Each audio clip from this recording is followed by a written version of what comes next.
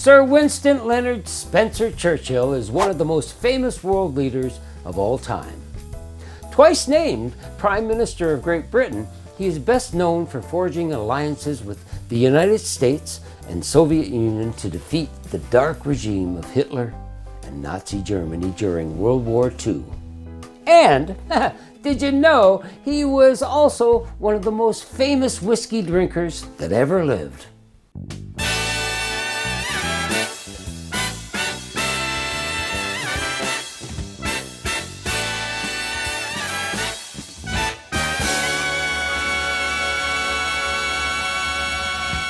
Churchill developed a taste for whiskey that really began out of necessity. When he was a young officer in the British Army in the South African War, he said the water was not fit to drink. To make it palatable, he would add a little bit of whiskey. At first, he didn't care for it too much, but eventually learned to like it. And like it, he did. Churchill drank Scotch whiskey throughout the day, starting at breakfast time. That's the only way you're going to do it, you know? Do it at breakfast. On one occasion, when American President Harry Truman offered him bourbon on a train ride, Churchill reportedly had the train stopped until he could pick up the nearest bottle of Scotch. Winston Churchill's taste for Scotch was so well known that legendary barman Joe Gilmore created a special whiskey drink in honor of the Prime Minister at the Savoy Hotel's American Bar in London, the oldest surviving cocktail bar in London and one of the most renowned in the world. There, Joe Gilmore made drinks for all kinds of celebrities, including Neil Armstrong, Ernest Hemingway, Charlie Chaplin, Joan Crawford, who actually loved Joe's whiskey sours, Laurel and Hardy, George Bernard Shaw, Frank Sinatra, and Ronald Reagan, who was only an actor in those days.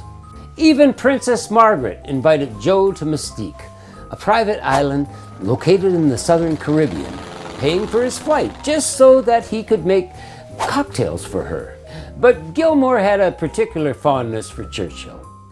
The Prime Minister enjoyed his own entrance at the Savoy and kept his own bottle of Scotch behind the bar. Churchill even gifted Gilmore one of his cigars, but regrettably, Joe, he saved it for too long, causing it to dry out and eventually crumble.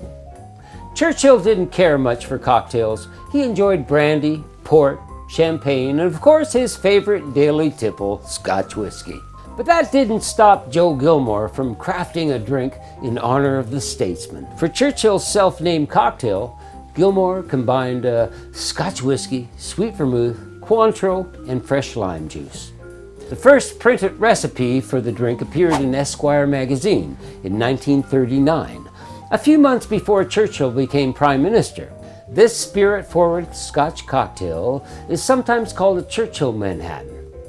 But, aside from the sweet vermouth used, it's really not a Manhattan, as far as I can tell. Now, you'd think that Churchill would have had an exotic taste for a well-aged Scotch, but he didn't. He opted mostly for the more everyday Johnnie Walker Red label. Funny that, eh? That's probably what Joe Gilmore used, but, it's hard to say. Let's make a Churchill. It'll be a fitting homage to one of the world's most well-known imbibers. Yeah.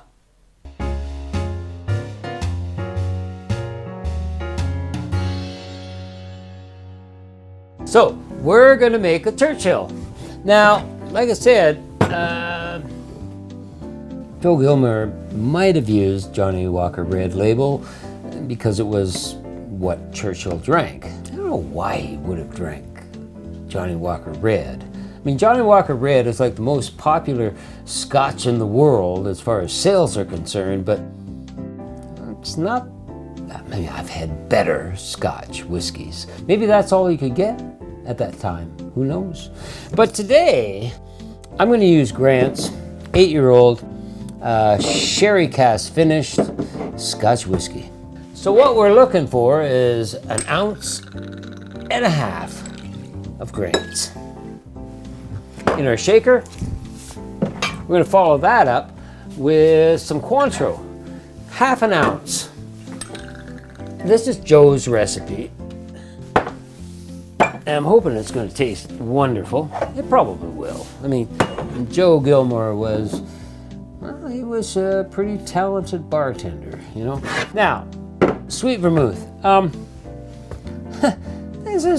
Lately, this is all I can get at my liquor store. I would have liked to have picked up a couple other brands, but I still like Martini. It's good, half an ounce. We're gonna follow that up with some lime juice, another half an ounce of fresh pressed lime juice. And look at the size of these damn limes. Look at how small that is. Like what? Limes for ants? Look at the size of that, man. Anyway.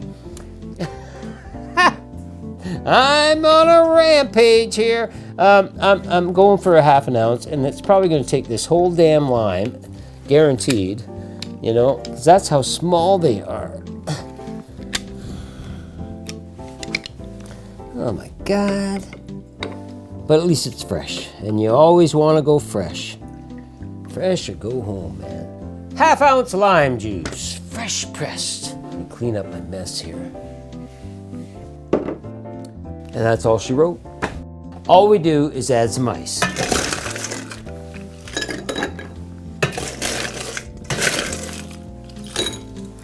That looks about right. Pop a lid on there. Okay. How are we shaking? Winston Churchill? Well, I'm not sure Winston Churchill shook cocktails, Aaron. But he always had a cigar. Oh. But I don't have a cigar on me right now. So I guess we'll just shake. Wait a minute. I have this. I don't know what this is. Well, it's not a Winston Churchill cigar, but hang on. Don't do that, Bruce. Well, no, they burn slower. It's not a Century Sam. Okay.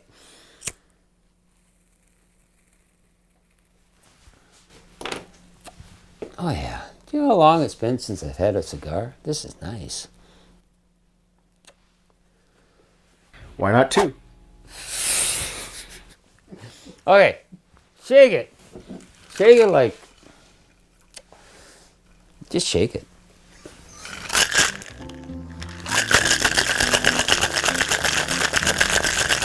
That's pretty good. There we go. Beauty. And we need our chilled coupe glass. Let me go get that. Where the hell did I put it? Oh, here it is. Okay. All right. All we're going to do is fine strain into our chilled coupe.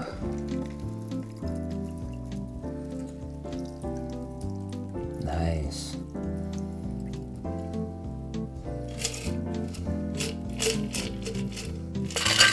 Actually, you know,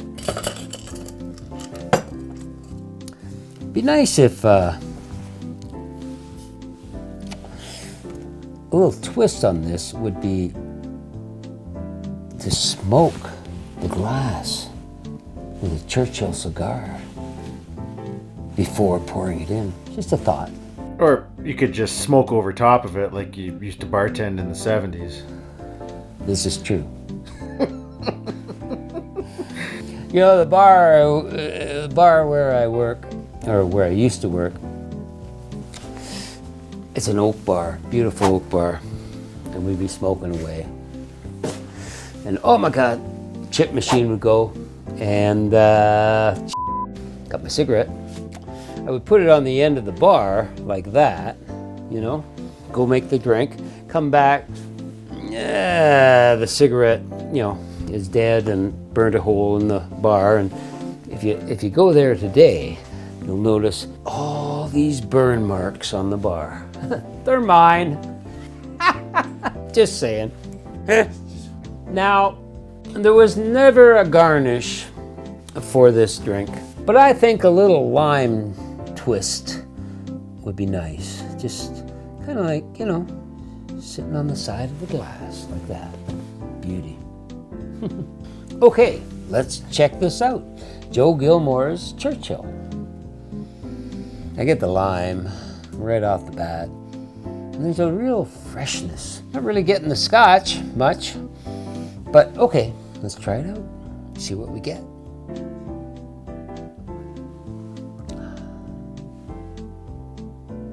Actually, it's quite nice. Very well balanced. It's neither sweet or sour. It's kind of like in between, I don't know. Well, yes, there is a definite sour component going on. And when I think about it, I think I'd like to try it with lemon. Sorry, Joe. But I really would. I think lemon might even pair nicer. Because lemon seems to work well with whiskey compared to lime. Lime, rum, of course, gin, of course, and lemon, of course, but I don't know. This is nice. This is very nice. The only thing it's missing is a cigar. So,